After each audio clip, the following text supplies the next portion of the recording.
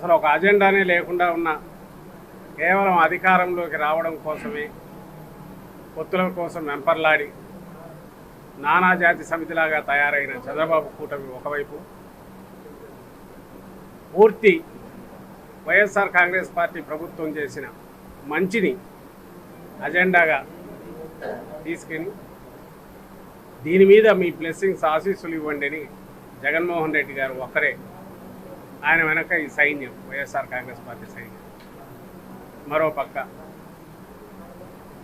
ఇది straight fight ఈరోజు, అందుకు ఒప్పుకోవాలి.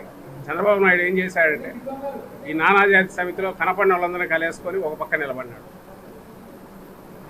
మనం ఏం చేసామో ప్రజలకు తెలియాలి, ఆ ప్రాతిపదిక మీదే ప్రజలు నిర్ణయం తీసుకోగలగాలి అనే ఆలోచన కలిగిన జగన్మోహన్ రెడ్డి గారు మా పార్టీ వైఎస్ఆర్ కాంగ్రెస్ పార్టీ